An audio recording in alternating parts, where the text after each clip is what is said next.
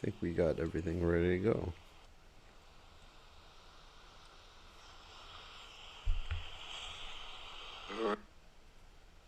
Okay. We are ready. So, welcome everybody to our evening session or morning session, depending on where you are in the world and whether you feel ecstatic or not. So today is a very special day in the Vaishnav calendar. For those of you who don't know, it is the glorious appearance day of Sitadevi, the wife of Lord Ram, and also it is the appearance day of Janavamata, the wife of Lord Nityananda, and the disappearance day of Madhu Pandit. And of course, I'll just mention Madhu Pandit briefly. He is the one who installed the deity Gopinath, the Prayojana deity in Vrindavan. So let's start with Sitadevi. And before we talk about Sitadevi, the wife of Lord Ram, the most chaste lady in the whole universe, we will chant, as we normally do.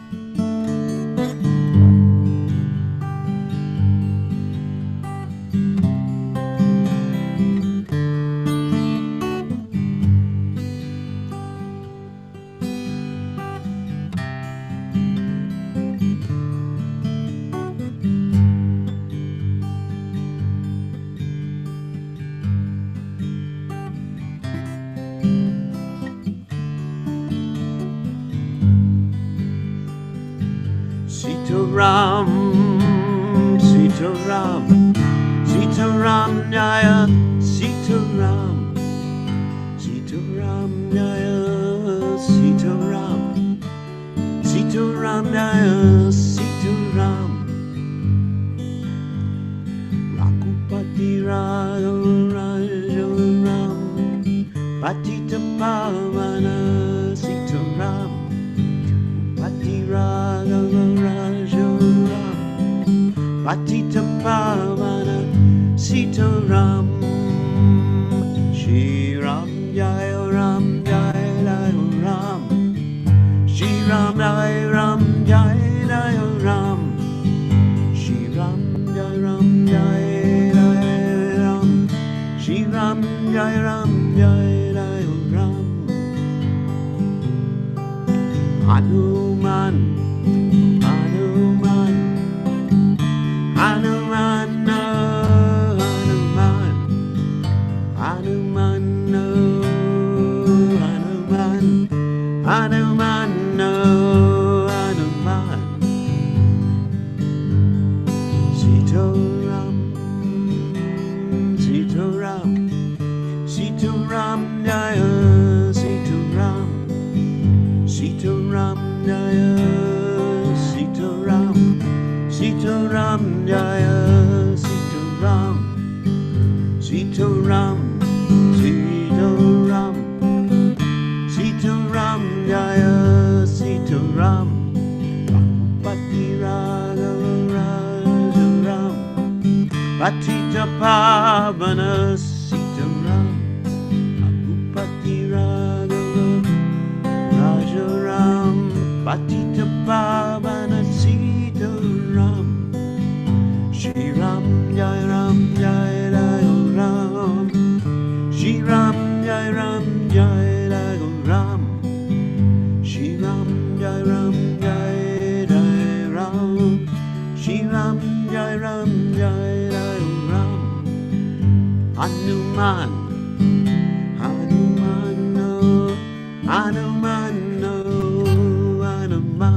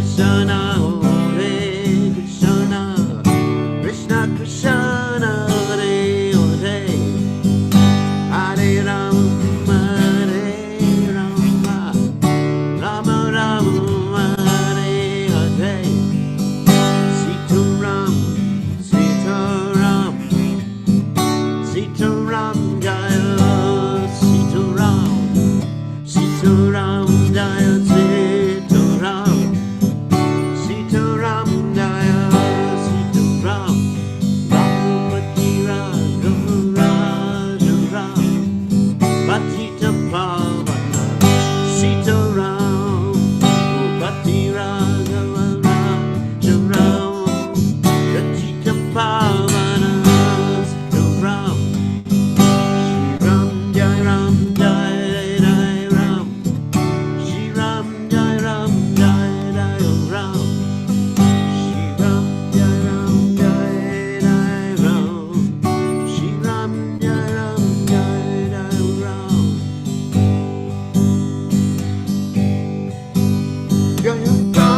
Prabhupada, Prabhupada, Prabhupada,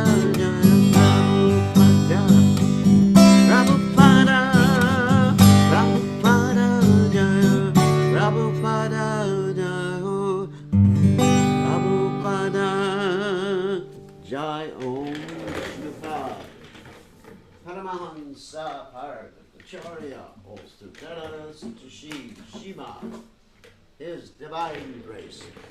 Abhaya Charanada Bhaktivedanta Goswami Srila Prabhupada Ki Jai. ISKCON Founder Acharya Srila Prabhupada Ki Jai. Anandakoti Vaishnav Vrinda Ki Jai. Namacharya Shridhar Thakur Ki Jai. Prem Se Kaho Shri Krishna Chaitanya Prabhu Nityananda Shidwaita Gadadha Shiva Siddhi Gaur Bhakta Vrinda Ki Jai. Shri Shri Radha Krishna Gopika Patnath Shyam Kunda Radhakunda Giri Govardhan Ki Jai, Vrindavanam Ki Jai, Mathuram Ki Jai, Jagadatha Ki Jai, Yamunamai Ki Jai, Srimati Sitadevi Ki Jai, Samaveda Bhakta Vrinda Ki Jai, Gaur Premananda Hari Hari Bol. All glory is the assembled devotees, all glory is the assembled devotees, all glory is the assembled devotees. All glory is to Shri Guru and Gauranga, Srila Prabhupada Ki Jai, Gaur Premananda Hari Hari Hari Bol. Namam Vishnu Padaya Krishna Prastaya Bhutale, Shrimati Bhakti Vedanta Swaminiti Namani Namaste Saraswati Devi, Gauravani Pracharani Nivashesha Shunyavadi Paschatya Dejatarani.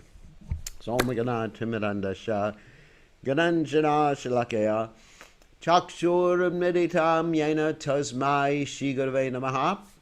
I offer my respectful obeisances unto the lotus feet of my spiritual master, His Divine Grace, A.C. Bhaktivedanta Swami Srila Prabhupada, who so kindly opened my eyes with the torchlight of knowledge while I was blinded in the darkness of ignorance. So this afternoon, or this evening, or this morning, depending on where you are, we're going to talk about Sitadevi. And this morning in Bhagavatam class, we gave the class about Sitadevi, and we got up to the point, basically, where Sitadevi and Ram, they're in the forest.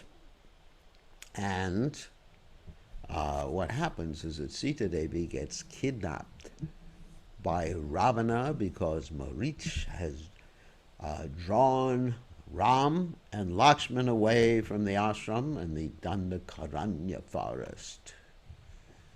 And Sitadevi, actually it's not the real Sitadevi. Just let's be clear about this, because as Prabhupada said, had the real Sitadevi been touched by Ravan, then Ravan would have died before he could touch her. So it's not the real Sitadevi, it's Maya Sita, Chaya Maya Sita, who is Vedavati and who is Bhu Devi. Bhu Devi, not Boo Devi. And Bhu Devi is an expansion of not Lord, but she's an expansion of Sitadevi, and Sitadevi is an expansion of Srimati Radharani. So as we were mentioning this morning in class, that the Lord's primary consort, that is Radha or Lakshmi or Sita, they are the same person, but in the category of Shakti, Shakti Tattva. We are in the category of Jiva Tattva. So we can never be Lakshmi, we can never be Sita, certainly we can never be Ram, but Ram is Vishnu Tattva. So we can never be Sita, Lakshmi, Radha, not even Yashoda Mai, or not even any of the coward friends of Krishna. Like, I mean, we could become a coward friend of Krishna, but we can't become Sridham or Sudham. And you certainly couldn't become Madhu Mangal. So don't aspire to be Sita Devi, aspire to serve Sita Devi. So the real Sita Devi was taken away by Agni for safekeeping, and the Maya Sita was put there in her place to be kidnapped by Ravan. And Ravan, of course, is a devotee of the Supreme Personality of Godhead. You know the story of Jai and Vijay, who were cursed to become demons so they could come down to the earth, so the Lord could enjoy Purichanaya Sadhanam Vinashaya Chadushkratam. The Lord enjoys that, and the Lord enjoys different rasas, such as the angry ras, Rudra ras, or Hasha ras, which means humor, chivalry, fear, bhaya. The Lord enjoys all these things. So that's why these pastimes took place. And also, as we mentioned this morning, the reason Sita Devi had to be there, in addition to the fact that she's always accompanying Ram, is that Ravan was cursed to die because of a woman. He was cursed by Parvati when Parvati got upset that he was lifting Kailash Hill. And he was also cursed by Nalakuvara, who was upset because Ravan had raped Nalakuvara's wife, Ramba. Anyway, that's another story. So, in any case, we have Sita Devi, and not the real Sita. And the reason Prabhupada mentions this, one reason Prabhupada mentions this, is that if one tries to have Sita without Ram, one gets Durga or Maya, an illusory Sita or an illusory Lakshmi. We were talking about this the other day in regard to Lakshmi Puja, which many of you Hindus love to do. And you have this ceremony when you're worshiping Lakshmi, you're not supposed to spend any money, even on Krishna, which is kind of ridiculous. I'm using a kinder word here. Because, guess what? If you are worshiping Lakshmi without Narayan, if you're worshiping Sita without Ram, if you're worshiping Radha without Krishna, you get Durga, and you don't get Durga's blessing, you get Durga's curse. That's right. So your worship of Lakshmi is getting you Durga's curse if you are not worshiping Narayan at the same time. Right. Is what okay?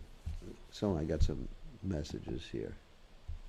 Hindus also worship Lakshmi and Ganesh. No, they have to have Narayan there at the same time. That's right. That's right. And if you have Ganesh, you actually have to have Lakshmi and Narayan at the same time. Narayan has to be there. Of course, if you're worshiping Lakshmi as a devotee of Narayan, that's a different thing. Anyway, but unless you actually have somehow or other have consciousness of Narayan there, you get the opposite result, and that's why you're suffering. And even if you get a lot of money and you think that that's the result of your worshiping Lakshmi, that money becomes the source of your unhappiness. Because money is not equal to Lakshmi. Lakshmi does not equal money. Money is an end to certain things you want, but Lakshmi means opulence. Not just money.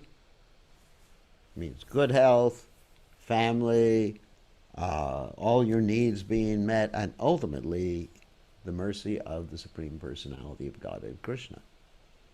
So we really have to understand what Lakshmi is. It's not some gold coins. And we think like that.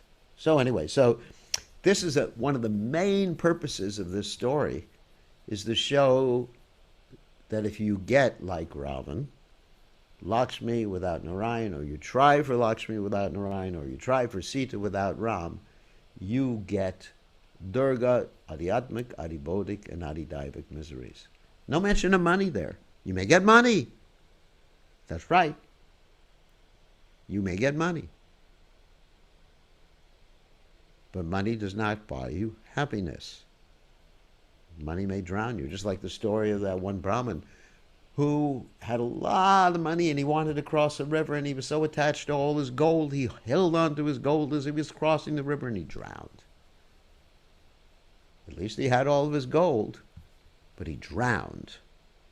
So, anyway, so that's a hint for all of you who are attached to worshiping Lakshmi. I'm attached to worshiping Lakshmi Narayan, Sita and Ram, and also Sita, Ram, Lakshman, and Hanuman. So the Lord is always accompanied with his associates, like we worship Lord Chaitanya. So at least if you worship Lord Chaitanya, you have to have Lord Nityananda there. Or the whole Panchatattva, Shri Krishna Chaitanya, Prabhu Nityananda, Shri Advaita Gadadhara, Shivasari Gaur Bhaktivinoda. So if you worship Durga, then you get Durga's mercy, Adhyatmic, Adhibodic, Adhidaivik miseries from. If you worship Durga as a devotee and say, Durga, give me Krishna consciousness, that is a different thing. But if you worship her separately, with a separate conception, then you get Adhyatmic, Adhibodic, and Adhidaivik. That's, what can I do? You get miseries from the body, mind, miseries from other living entities, and miseries from the material nature in general. Anyway, let's get back to the story. So Ravan, in order to kidnap Sitadevi, he employed the help of his uncle Marich. Now Marich was very reluctant to help Ravan because previously Uncle Marich had been defeated by Ram 2 times. One time, Uncle Marich had actually tried to destroy the fire sacrifice of Vishwamitra Muni, and Ram and Lakshmana were there. And Ram fired his arrow at Subahu and Marich. Subahu was killed, but Marich was thrown into the ocean 80 yojanas away. That's 800 miles away. Thrown into the ocean. And then later on, Marich tried to attack Ram as he took, as he took the form of an 8-legged beast. Ooh. And Ram fired his arrow, and Marich was able to escape. And from that point forward, it's mentioned in the Valmiki Ramayana that Marich took sannyas. And he was chanting the names of Lord Shiva when he was a sannyasi. And he was so afraid he could not even say the syllable Ra. Because Ra goes before Ma, like Rama. He could not even say Ra. He was so scared. Anytime he heard that syllable, he started PTSD. He had post-traumatic stress disorder. So Ravan convinced him to help in the kidnapping of Sitadevi by him taking the form of a golden deer. Of course, he first refused, but Ravan had an argument that really convinced him. Ravan said, I am going to kill you if you don't do it, my dear uncle. Nice nephew. And so Marich agreed. He said, better to be killed by Ram than Ravan, which is true. You don't go back to Godhead by being killed by Ravan. You go back to Godhead by being killed by Ram. So he was thinking like that. Okay. So he agrees, takes the form of a golden deer, lures Ram away because Sitadevi is insisting, you got to get that deer, you got to get that deer, you got to get that deer. That's a message for all of you men. You don't always have to do what your wife asks you to do because you may be in trouble after that. Anyway, so he runs after the deer, kills the deer, discovers it's Uncle Marich. Uncle Marich cries out as he dies, Ram! Lakshman! Lakshman! Lakshman! Siti! Save me! And of course, Lakshman doesn't want to go because he knows Ram cannot be hurt. But Sitadevi makes some, or Maya Sita in this case, she makes some accusations. She says, actually, you wanted to enjoy me. That's why. And Lakshman's unable to bear this, and he leaves. Now, the story of Lakshman Rekha is not there in the Valmiki Ramayana, so I'm not going to tell that story. Sorry about that, Prabhus and Prabhis. So Lakshman goes away, and then Ravan comes in his airplane. He lands his airplane. And his airplane is not the Pushpaka Vimana at this particular point. His airplane is an airplane pulled by donkeys, which we call asses, with human heads. Whew. And so he makes believe he's a Brahmin first to lure Sitadevi out of the house. And then he grabs Sitadevi, puts her on the chariot, and he begins to fly away. But then who attacks them but Jatayu? And Jatayu puts up a good fight with Ravan. Ultimately, Ravan pulls out his Chandrahas, which is a sword that can cut through anything given to him by the demigods. And so he cuts through the wings of Jatayu, and Jatayu falls to the ground almost dead. Not quite dead, but almost dead. And so then Ram comes back with Lakshman, and he's all bereft, and he can't find Sitadevi, and he sees this, what he thinks is a demon lying on the ground, but it's actually Jatayu. And Jatayu makes himself known to Ram. He explains what he was doing. He says, Ravan, Ravan. And what happens is that then eventually leaves the body, and Ram cremates Jatayu's body. And Ram starts to head to the south.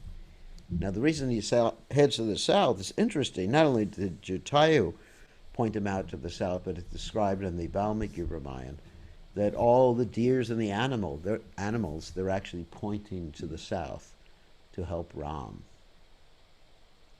And so they start marching to the south. I mean, I guess I should talk more about Sita. I can talk more about Ram's adventures in finding Sita.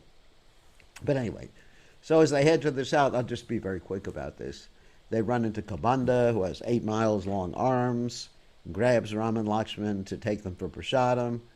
And Ram and Lakshman cut off his arms, and he reveals that he's actually a demigod, or actually a Gandharva, who got cursed to take that form and pushed into a little head belly by Indra, and given long arms by Indra. And there's a whole story behind that. He was a very beautiful Gandharva before. And then Ram and Lakshman cremate him, and he tells Ram and Lakshman, head to the south. And they go to the south. And eventually they run into Shabari, who is actually a female lower caste lady, and she's waiting for them. And she tells them to go see Hanuman and Sugriva and on Mount Rishimukh, and so Ram goes there. Okay. Meantime, in Lanka, at the same time, Maya Sita, let's just say Sita from now on, although we understand it's Maya Sita. Sita is there and in the Ashok Grove, and she's being threatened by these little Rakshasinis. And it's in Valmiki Ramayana, it describes that these Rakshasinis were not just ugly women. You know, it's one thing to have ugly women, but they had horrendous features. And I don't mean just women with mustaches. I mean, some of them had heads coming out of their abdomen. That's pretty horrendous. Some of them had many heads. Some of them had animal heads. This is described in the Valmiki Ramayana. And she was basically being threatened, tortured, like that. And Ravan, he couldn't force himself upon her, but he actually told her that unless you give in to me in a year, you're going to be eaten up. I can't force myself in a sexual way on you, but I can cook you, and the Rakshasinis can cook you. And so she was taking this very, very seriously. And she actually held like a blade of grass, I think it was kusha grass, between her and Ravan. She empowered that grass like as a brahmastra, so that Ravan couldn't come near. And she wouldn't even talk to Ravan. Ravan was actually enraged. So this went on. I'm not going to tell the whole story of, let's see, I have some notes here that I can make reference to. So this went on for some time until Hanuman encountered Ram and Lakshman. As Ram and Lakshman were trying to approach Mount Rishimukh, Hanuman took the form of a Brahmin. And then Ram recognized immediately, because Hanuman had this jewel that only Ram could see. And he said, "What is that jewel on your chest?" Because Hanuman was looking like a Brahmin, and Hanuman was speaking perfect Sanskrit. And then Hanuman recognized that that was his Lord, because it was predicted the only person who could recognize that jewel would be his Lord Ram. And Hanuman flew with Ram and Lakshman up to Mount Rishimukh, and Hanuman introduced them to Sugriva, and then Sugriva asked their help. They made friendship. Very quickly, we're telling a story to remind. They made friendship, and Ram agreed to kill Bali, which he did after some tests, after the first fight between Sugriva and Bali, but that's not the point of this particular story here. And then it came time for the 4 months of the rainy season. So Ram and Lakshman had to wait during the 4 months of the rainy season while Sugriva and his wife and Bali's wife were getting completely intoxicated. Lakshman woke them up to their senses after 4 months and got them to call all the monkeys. All the monkeys gathered, and it was agreed that they would look in the 4 different directions. And there was one group that was going to the south, and that group had Hanuman and Jambavant and some of the Nal and Neel and some of the other leaders. So they went to the south, and there's many adventures that occurred. They went to the south, and I'm not going to go into those adventures. Eventually, they reached the seashore, and they don't know what to do, so they decide to all fast to death, because they understand Sugriva is going to get very angry with them if they haven't found Sitadevi. So they decide to fast to the death, and Sampati, the brother of Jatayu, sees them and thinks he's going to eat them all as they die. However, he understands that they are on a mission for Sri Ram, and they are acquainted with Jatayu. And so Sampati instead tells them where Sitadevi is. And when he tells them where Sitadevi is, he regains his wings that had been burnt off when he was protecting his brother Jatayu from the sunshine, when Jatayu tried to fly too close to the sun. So he flies off, and all the monkeys are thinking, and the bear, are thinking, actually Jambavan wasn't a bear, Prabhupada said. He was the king of the bears, Riksharaj. So they're thinking, how can we get across this ocean?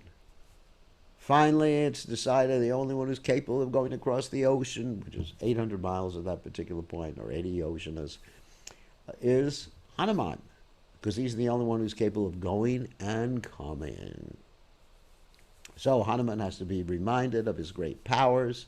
He's reminded, he makes himself very, very big, jumps off the mountain. The mountain shrinks when he jumps off it. All the trees follow in his wake.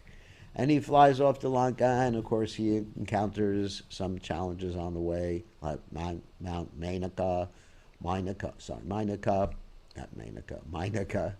and Surasa, and other problems along the way. And finally, he reaches Lanka, makes himself really, really, really, really tiny, and tries to go through Lankini, who was the guard at the gate, slaps her, and she reveals that that means that Ravan and his kingdom are going to be destroyed.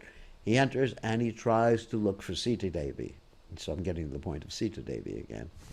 And so he goes all around, goes through Ravan's, let's say, Brahmacharini ashram, not really Brahmacharinis, Ravana's wife's ashram, and he sees everybody drunk, and Hanuman's thinking, how can I go through this ashram with all these drunk, half-naked ladies, because I'm a brahmachari, and remembers he's undergoing Lord Ram's service.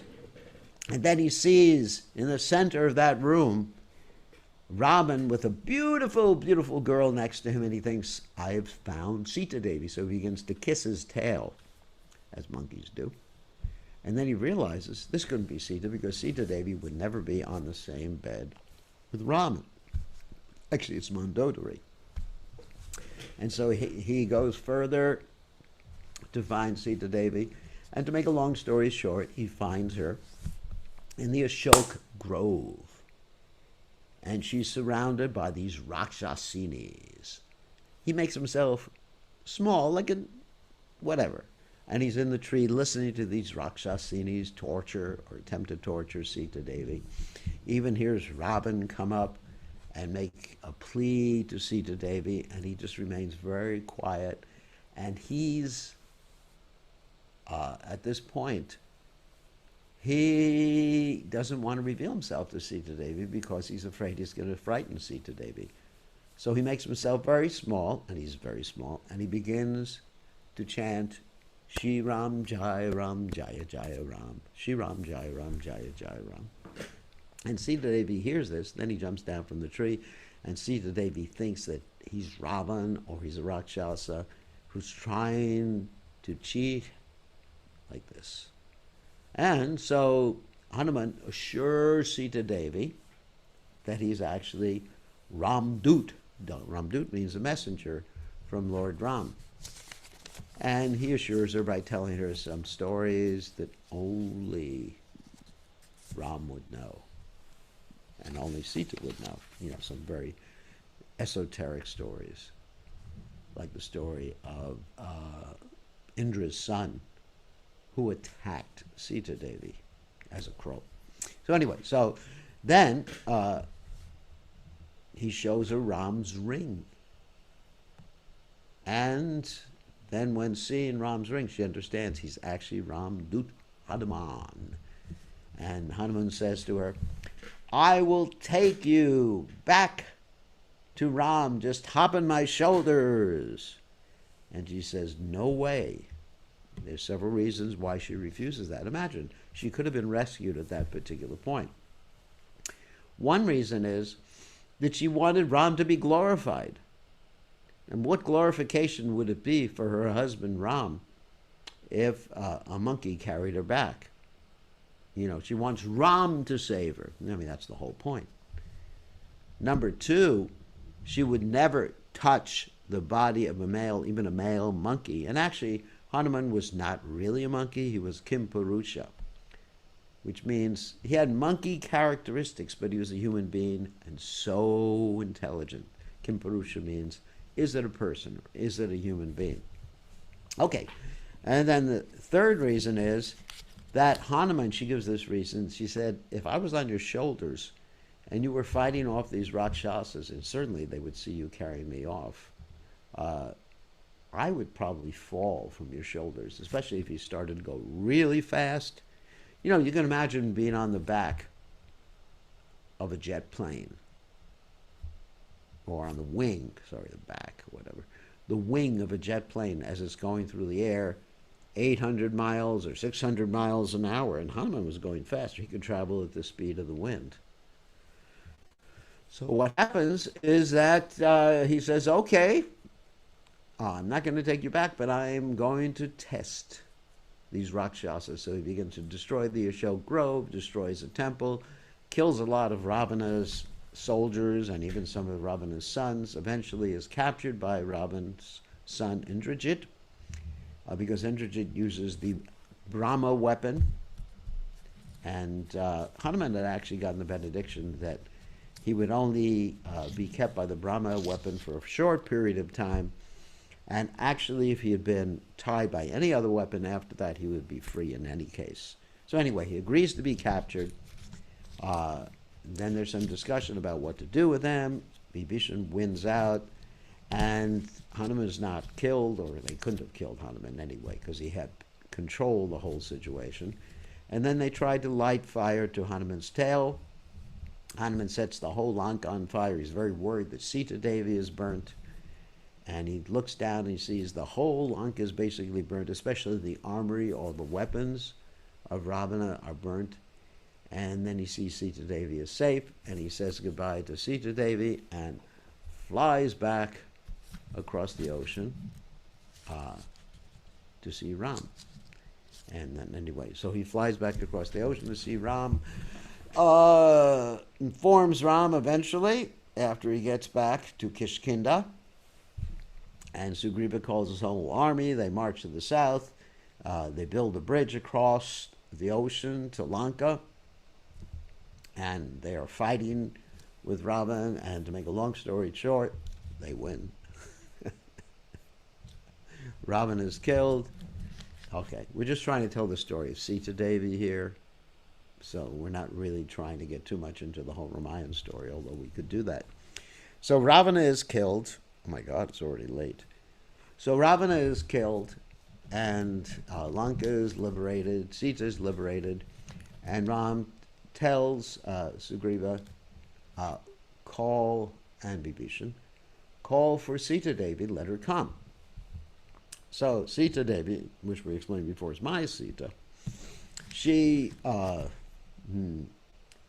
mounts a chariot, not a chariot, a palanquin, sorry, and she's carried by this palanquin. As she gets closer to the Ram, all the monkeys and even the Rakshasas are fighting because they want to see the person for whom this whole battle was fought. But she doesn't want to get out of the palanquin because that's how ladies were carried around in those days. They were protected from the eyes of other men. Generally, that was there with the really high-class ladies in palanquin. Even Prabhupada's mother was carried around in a palanquin. And if they had to have men protect the ladies somehow or other, they would use the eunuchs to do that. So, but Ram says that her own chastity will protect her. Let her get out, because the whole war was fought for her, so they should see her, they will respect her as mother. So she gets out of the chariot and she walks to Ram. And Ram says something very interesting. I'd like to read the quote here. And it's very, very heavy. Very, very heavy. It's from the Ramayana.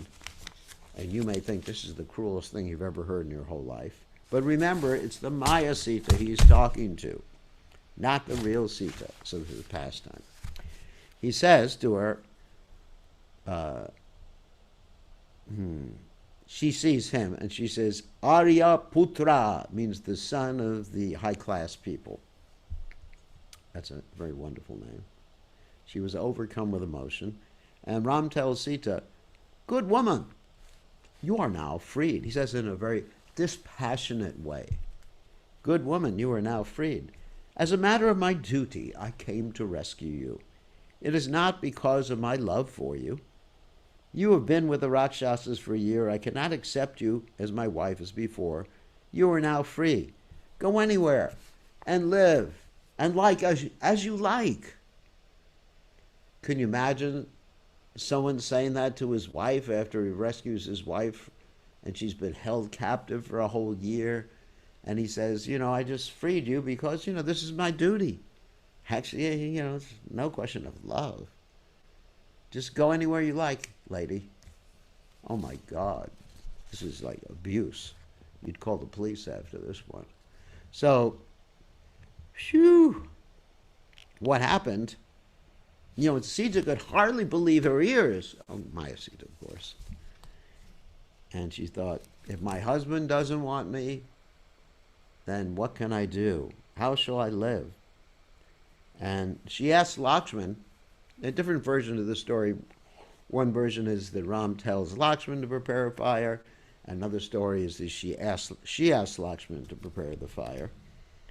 And Lakshman becomes so angry at Ram. And Sugriva and the others are shocked. And Lakshman begins to prepare the fire, and Lakshman's crying, crying, crying. He can't bear it. And Ram is just like sitting there completely aloof. Because he knows it's the Maya Sita. It's not, he knows what's happening. So she bows to Ram before entering the fire. She bows to Ram before entering the fire. And she said, this is a quote. I'm reading the quote right now. "O fire god Agni, if I am pure, unsullied, and faithful to my husband, protect me." So saying this, she walked into the flames. Oof. Everyone was shocked. I mean, all the women were crying. Even the monkeys and Rakshasas, they were crying. I mean, even these hard-hearted Rakshasas used to eat people. The tears were pouring from their eyes. I mean, they couldn't believe this. Then finally the fire subsided and Agni walks out carrying Sitadevi. He said to Ram, she is absolutely pure. You should not accept her. You should not refuse to accept her, sorry. And so they're very joyous. Ram and Sita are rejoined again. And Ram is thinking, got to get back to Ayodhya right away, because if I don't go back to Ayodhya right away, my brother Bart is going to commit suicide. Because Bart had taken this vow not to live past that point of 14 years in which Ram had taken the vow of vanaprastha. So basically, Bart is getting ready to circumambulate the fire and jump into the fire himself. So Ram says to Vibhishan, how are we going to get back? And Vibhishan says, you can borrow my airplane, which is the Pushpika Vimana. And this Pushpika Vimana has the ability to get as big as you want or as small as you want. So then all these other monkeys and everybody, they want to see Ayodhya. They want to go on a tour and see Ayodhya. And so Ram says to them, okay, everybody, hop on. So they all hop on, including Vibhishan. They hop on the Pushpaka Vimana, and they take off going to Ayodhya. And as they're going to Ayodhya, Ram is there seated with Sitadevi. It's a very romantic scene, because they're in the Pushpaka, and Ram is pointing out to Sitadevi the various places that he visited in his search for Sitadevi. In fact, he sees Mount Rishimukh, he sees of course the Dandakaranya forest, and the other places where they were. And he decides to make a stop on the way to see Guha. Guha, of course, is his friend, but he's a Nishada, a forest dweller. And so he wants to see his good friend, because he had promised that he would visit his good friend on the way back to Ayodhya.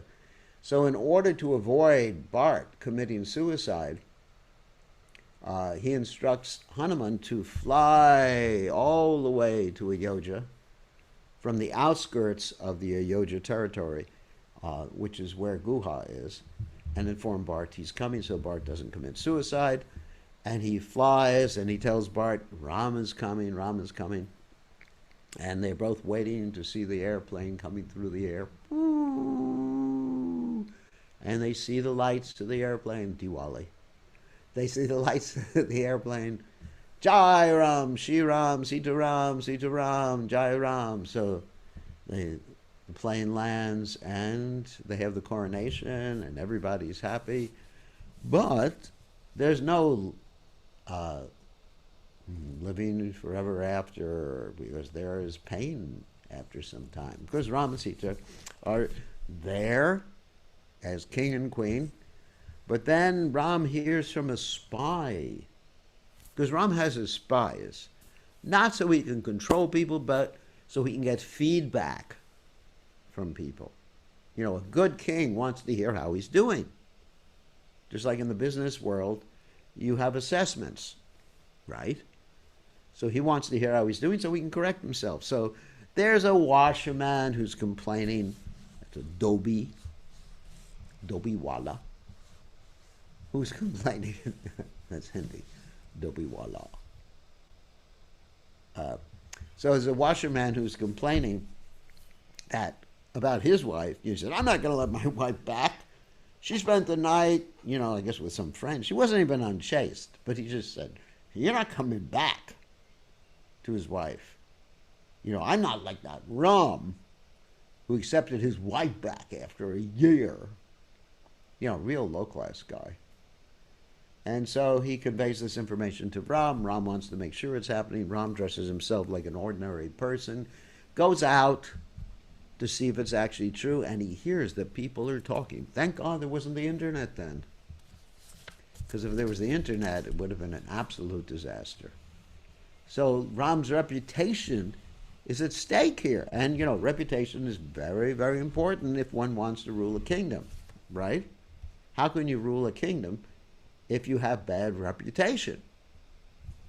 A king has to be respected. The king would command respect, not demand respect. In a similar way, when Krishna was in Dwarka, one time he lost his reputation when the Shaimantaka jewel disappeared. He was being accused of stealing it.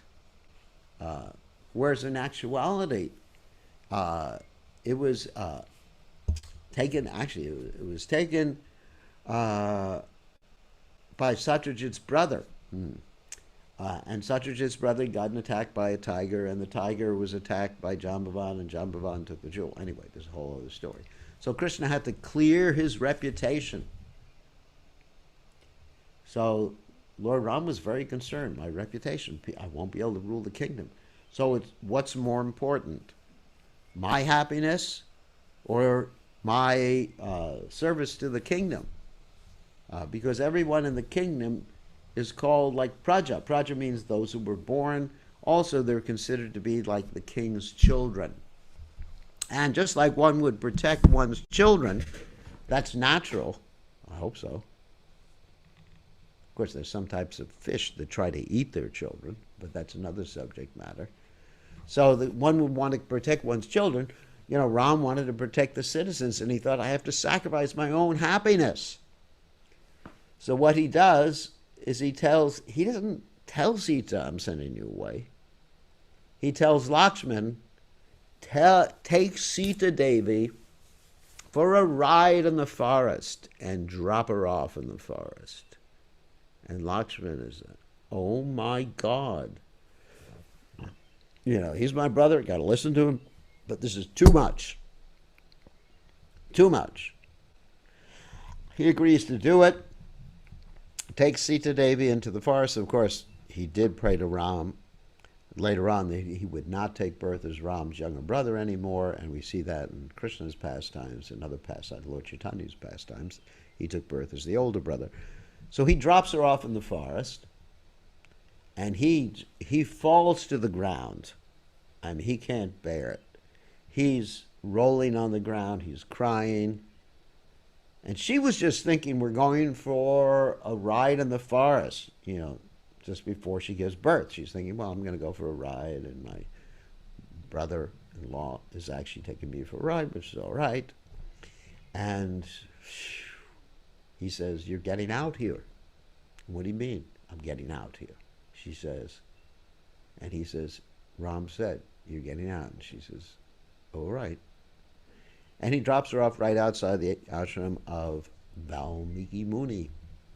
And so she goes into the ashram of Valmiki Muni, and Valmiki Muni introduces her as like a forest lady, Vana Devi, which means a forest lady.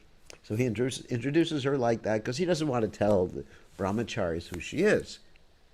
But the brahmacharis see that this lady's pregnant. Not so auspicious. Who knows? She may be prostitute or something like that. The brahmacharis are thinking like that. Sometimes brahmacharis get a little weird in their minds. So they're thinking like that. And Valmiki Muni understands that, so he gives her a test. This is an interesting story. There's a lake right next to a big lake. It's like an 80-mile-long lake right next to the ashram. It's called Shivi Sagara. It's like an ocean, Sagara.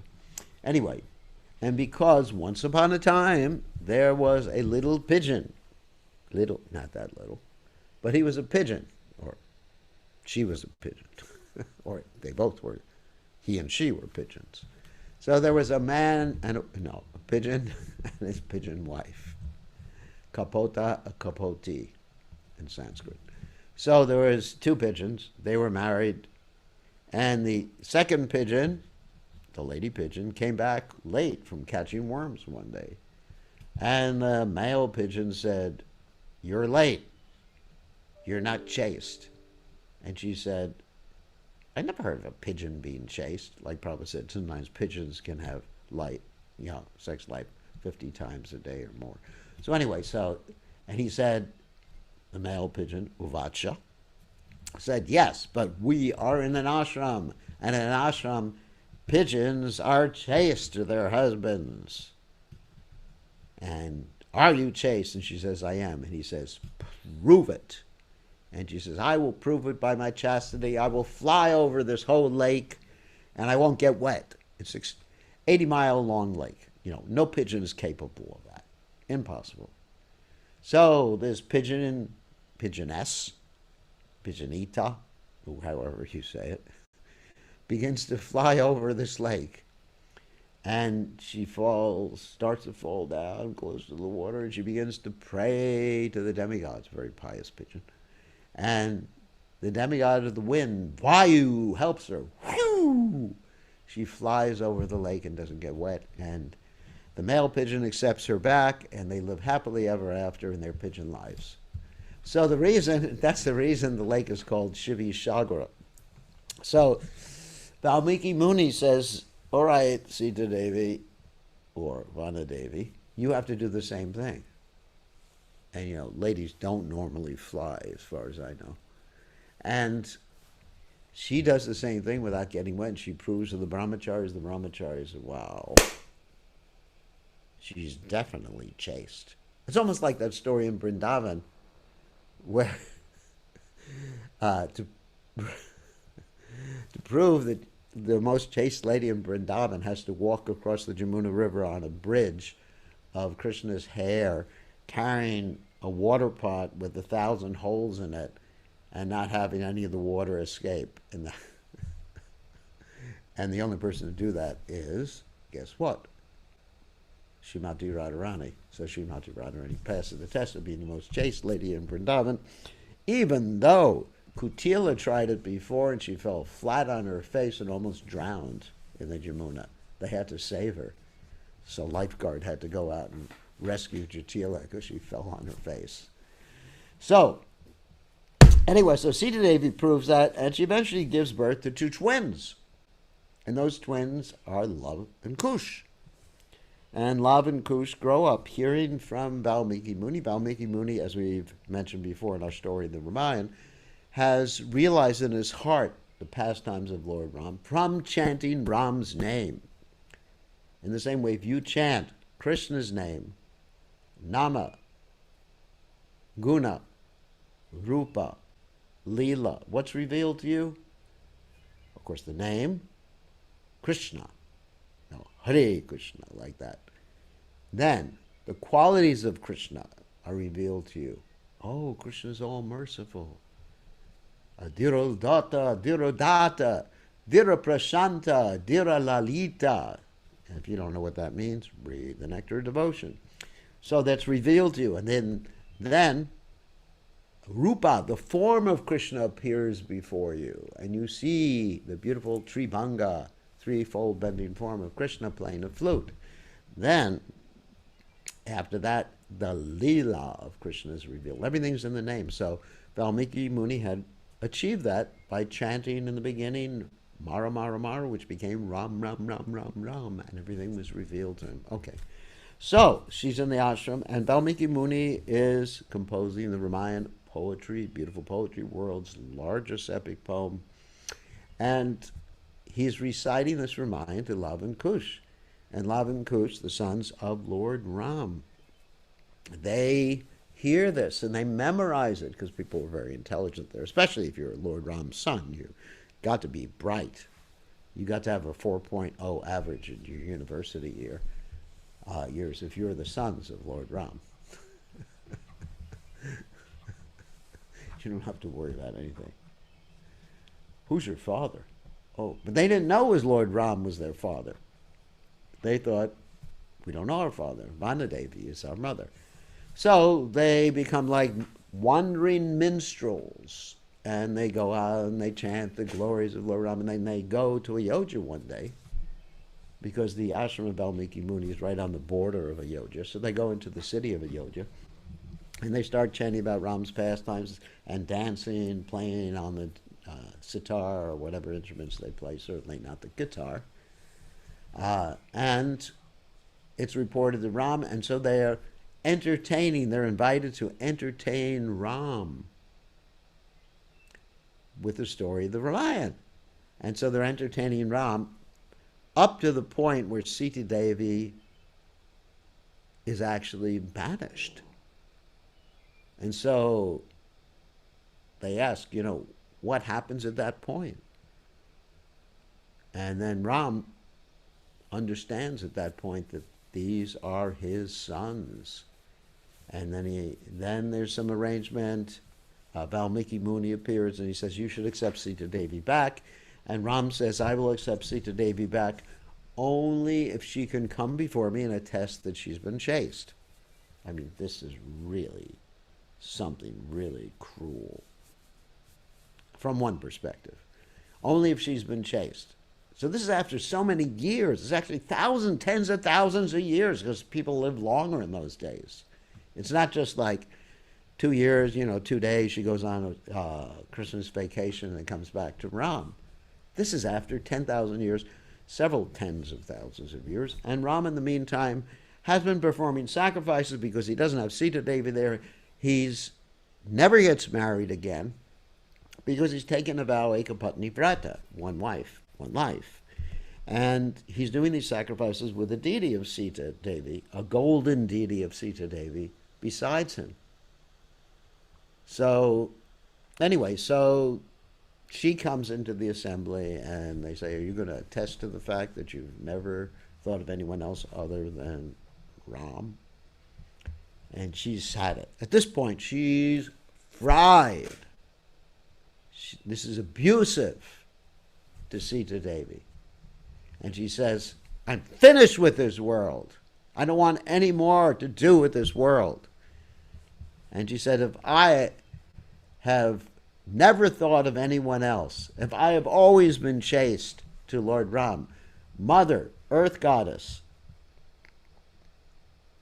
please take me away from this horrible place. To Kalim Ashashvatam. Take me away from this horrible place. And all of a sudden, the earth opens up. Earthquake. And there's a crevice that gets wider and wider and wider. And then Bhumi, the earth goddess, comes up and she says, daughter, please sit on this seat with me and I will take you away from these people. So she sits, and then they go into the earth closes up like that. And Ram is so upset. He says, I'm going to destroy all the universes. Destroy everyone unless you bring Sitadevi back to me. And he's stopped, of course, by Lakshman and stopped by voices from the demigods. No, this is not your mission. You will rejoin Sitadevi when you go back to the spiritual world. And so then Ram continues as the king there, or the emperor there, for many more years. Eventually, Ram enters the Sarayu River along with the residents of Ayodhya, and he goes to the spiritual world and rejoins Sitadevi. So the point is, it appears that Ram is extremamente cruel, but not really. Ram is actually enabling himself and Sitadevi to be connected in the deepest, most intimate fashion, which is in the mood of Vipralamba. Of course, this is the teachings of Lord Chaitanya Mahaprabhu. Dyugaitam nimishena chakshusha pravashaitam shunyaitam jagat sarvam govinda vedahename. Oh my Lord, Krishna, I'm feeling your separation. A moment is like a eon, yugas. And I'm feeling this whole world is useless, vacant, void in your absence. And so that mood and relationship with Krishna or Ram or any of the incarnations of Krishna or one spiritual master brings one closer together so there's no separation. And that's a loving mood. There is no separation ultimately between Ram and Sita. This is their intensity. So when you're feeling this mood of separation, of course you won't feel it like Sitadevi or like Radha, Mahabhava. You're actually connected. If you're feeling like that with Krishna, you're chanting your holy names, not your holy names, Krishna's holy name, or your japa. You're chanting the holy names with that mood of intensity. Then you're so much connected. Depending on how intense Tivrena Bhakti Yogena Yajeta Putasham Param, how intense your chanting is, that will determine how close you are with the object of your love. That's Ram and Sita. So this is a pastime so they could experience that intensity of emotion. It was their desire.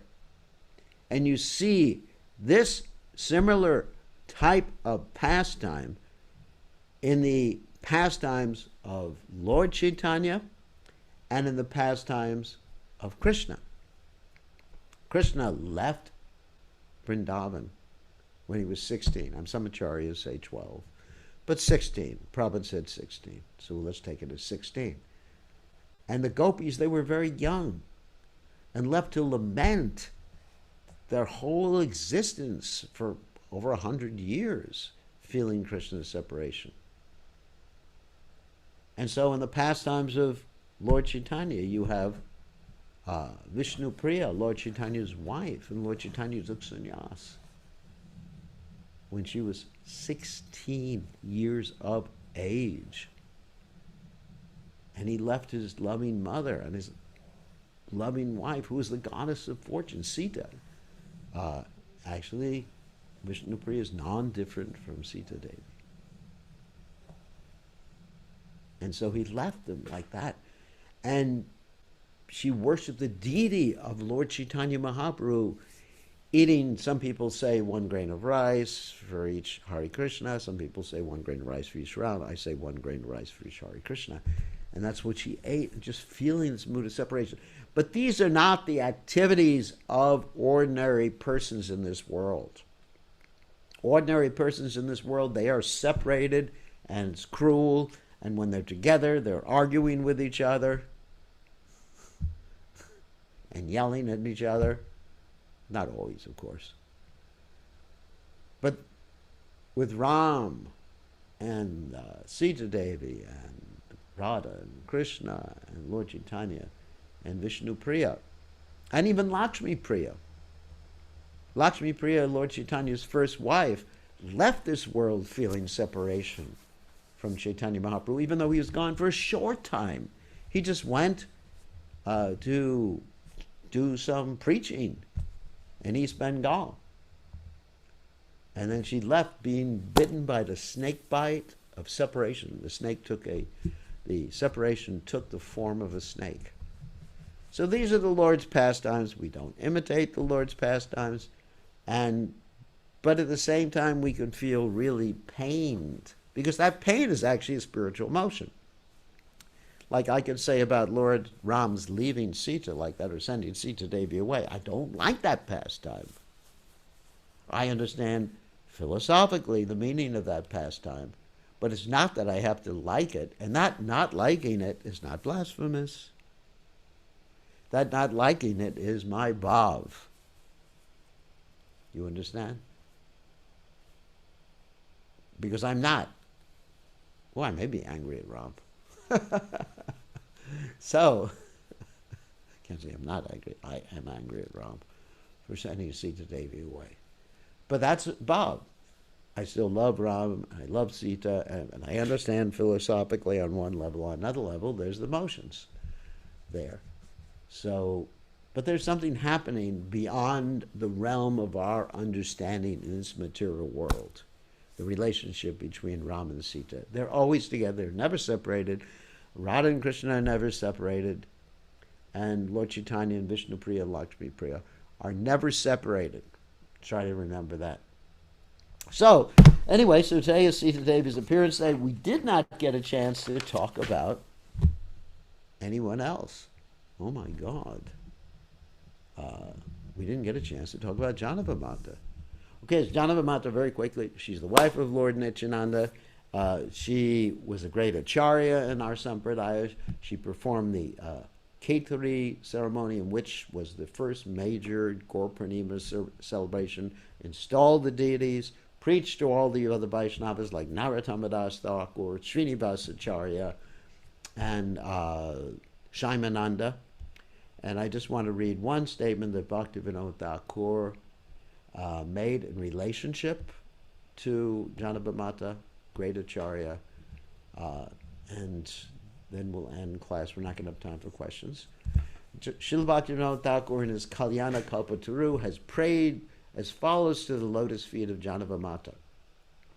Having fallen into this ocean of misery, my life is a bewilderment, and I do not know how to reach its shore, nor even where to search for it. All my efforts, karma, are useless. All my knowledge, jnana, is also useless. Whoops. Hold on a second.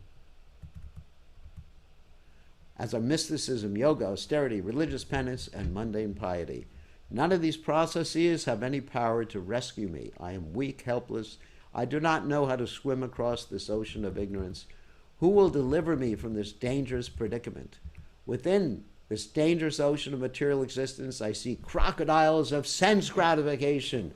What a terrible sight! Within this ocean, I am tossed about by the turbulent waves which constantly boil and churn like a ship without a rudder. The impulses and urges that I've acquired from my previous births are like a wind that blows the ship in all directions. Wonderfully poetic. My mind is unsteady. The ship has no captain, no direction. I weep in despair, seeing that I cannot cross this ocean of misery. O Janava Devi, today, by the power of your divine qualities, be merciful to me. Be merciful to the servant of yours. Dispel this illusion which torments me, and relieve me of the anguish of material existence. Let me take shelter at your lotus feet, for in this way I shall certainly cross over the ocean of birth and death. You are Nityananda Shakti, the divine energy of Nityananda himself. You are the Guru of Krishna Bhakti. Be merciful to me and grant me the shade of your holy lotus feet, which are like a wish-fulfilling tree. You have delivered countless abominable sinners. Please deliver me in the same way. Today this lowly sinner falls at your holy feet, praying for your mercy. So after Lord Chaitanya's associates passed away, Lord Nityananda, her husband, left this world, she became the main acharya. So this is proof, of course, that ladies can become acharyas, gurus in our sampradaya. And she is a perfect example of that, and the other devotees, such as Narottama Das Thakur, Shyamananda, and Srinivasa Acharya worshipped her, as well as all the Vaishnavas. When she went to when she went to Vrindavan, all the Vaishnavas worshipped her. Jiva Goswami and Raghunath Das Goswami built her a special bathing place at Radhakund. She installed the deities in Radhakund, Radha Gopinath in Radhakund, and actually there's a deity of her sitting right next to Radha Gopinath, right next to the samadhi of Raghunath Das Goswami, and right next to her sitting place and bathing place at the holiest place anywhere in Radhakund. So today we pray for the mercy of Sri Janavadevi, the consort, the energy of Lord Nityananda, and pray for her mercy, and pray for Sitadevi's mercy. And please pray to His Divine Grace A.C. Bhaktivedanta Swami Srila Prabhupada to give us some understanding of these transcendental topics. We'll see everybody tomorrow evening or tomorrow morning, depending on where you are. There's no time for questions. All glories to His Divine Grace A.C. Bhaktivedanta Swami Srila Prabhupada.